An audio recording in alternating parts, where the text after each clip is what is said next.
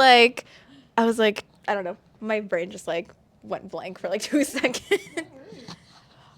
Are we ready? Cool. Okay. Ready? Yeah. Okay, cool. All right, 3, 2, 1.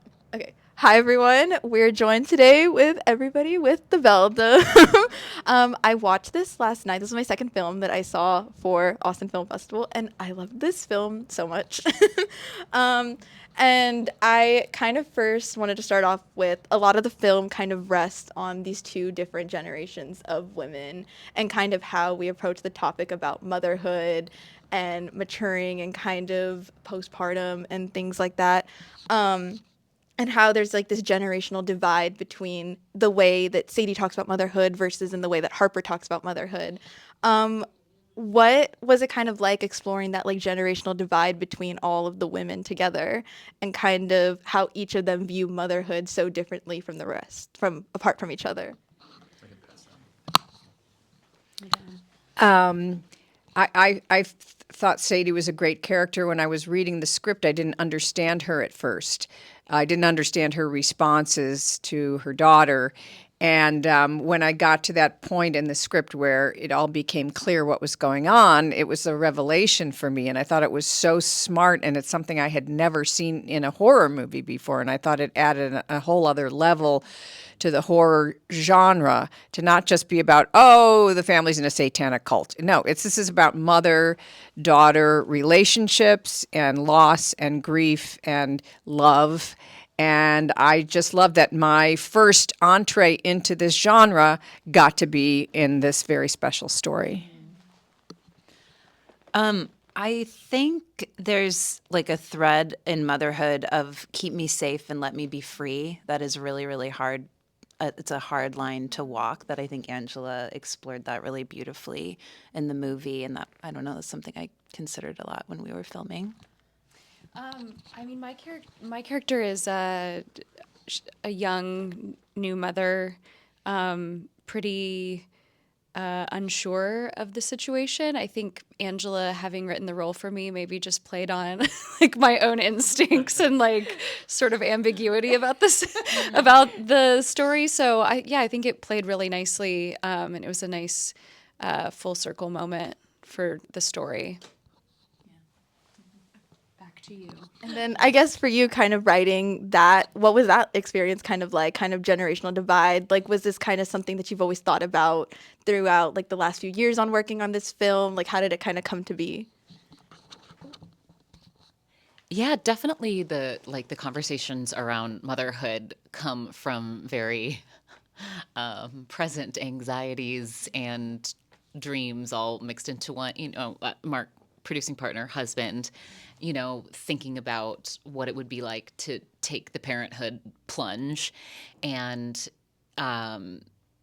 what it means to step into that role, how it clashes with, I think a lot of Bet is also a lot of me too, where it was, like what does it mean? I was never someone who thought about this a lot growing up. What does that mean for myself to all of a sudden maybe want to do this? And also just sort of wanting to look at sort of how subtly, different generational conversations with parenthood and motherhood. The line you have about it's the worst thing you can do to yourself, but I hope you do it. That sort of like kind of that generational, like you survive. That's what you do is you survive. Yeah. That was actually going to be my next question, is that there's this line where Harper is like, motherhood is the worst thing that's ever happened to me.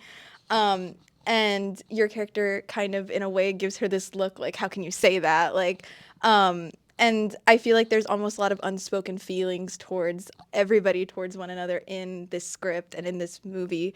Would you say that inherently everybody is sort of jealous of each other in the way that they view motherhood and in the way that they approach kind of getting older and maturing and realizing, like, I want to be a mother, I want to make this life decision? Yeah, I was like, wow. You go. You go. That's a really interesting question. I feel like our culture is really permeated with this like female jealousy or competitiveness that like is unspoken or something between women. So I never considered that at all on set, but now that you say that, I'm like, oh, that's so interesting. Maybe I think it kind of goes back to that keep me safe, but let me be free, like control. I don't know. Jealousy. What do you think? I just think once you experience motherhood, it is this thing. It is the hardest thing you will ever do, and you do lose yourself. But I think in any relationship, there is that element of losing yourself. And so, and that's just, and you grow through losing yourself. There's a healthy way to lose yourself, and then there's an unhealthy way of just giving yourself over with no thought to your own dignity and your own choices and things like that. So it's this balance, but it does break you open in a way when you become responsible for the life of another human being. It expands you, expands your heart, it expands your emotional life. So nothing worth doing is going to be easy, and it's one of the biggest sort of double-sided thing, motherhood. And I'm like Angela. I assumed I would be a mother growing up. It was never a goal for me. I just said it'll happen, but I wasn't looking for it. And then once I had one, and I thought, oh, you're an interesting person. I wonder what another one would be like. And then it ended up being 4, and it was hard. And I remember when the last one went off to college, I was just like so relieved that I didn't have to cook dinner again. For now, I was doing it for 20 years, and it was just like, oh, so I didn't have to think up another meal. But anyway, there's a lot that goes. And so, and we talk about it more now, so that people, when we talk to our friends about it, I don't think we're painting the picture that maybe is terribly inviting about it. It's like, it's so hard, and maybe we need to do a better way of talking about it. I don't know. Yeah, it's good. Yeah. Did we answer? Yeah. No, that's good. Another thing, kind of going back into the house itself, from like a writer, director, producer standpoint, and even for the characters, is I really love how there's a lot of use of warm light and kind of motifs, like comforting motifs, that are kind of show how the house is a character in itself. How is it kind of using the space to make your characters and make the sets feel more full? For me, it's exciting as an actor to come to the set for the first time and see where you're going to live for the next 15 days. And that's kind of cool. And this house was very cool. And it was just perfect. It was a perfect house. So that was just really exciting. It makes your job much easier. Yeah, I second that. The location is another character, and it only fuels performance. And you guys did such a great job. Or your locations? You guys were the locations. No, Randy guys. and Talia. Oh, Randy and Talia did it. Yeah. Yeah. Yep. Mm-hmm. I just kind of second what Patty said. I think too that we spent so much time. We spent so much time in the space, even when we weren't shooting a scene.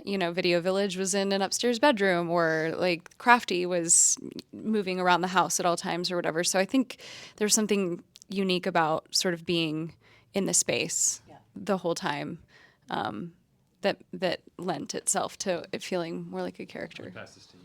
Talk about O'Shea's production design, because I think that goes hand in hand. Yeah, O'Shea Brooks, who did the production design, put so much thought and care, and there are very sensitive men in the world, and I think originally I had sort of thought maybe if we need a female production designer, but he brought so much thought and care and attention to building the world. He really made it a point to pull me aside and talk about how the themes of the film really affected him and that he really loved the story.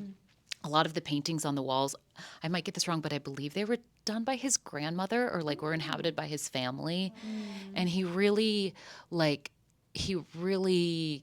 cared so much, and he is even down to like the chair that the witch is sitting in when she's revealed, he like was like, I need this chair. It like almost had like talons sort of like circling. And he went, they spent days going to different estate sales and really picking pieces that told that story so beautifully.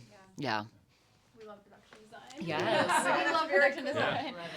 Well, thank you guys so much. That was my last question, but I really loved this film, and I'm really excited for everybody to see it at the festival. And yeah, thank you guys so much for taking the time to like speak about the film, and congratulations. Thank you. This is awesome. Yeah. So awesome.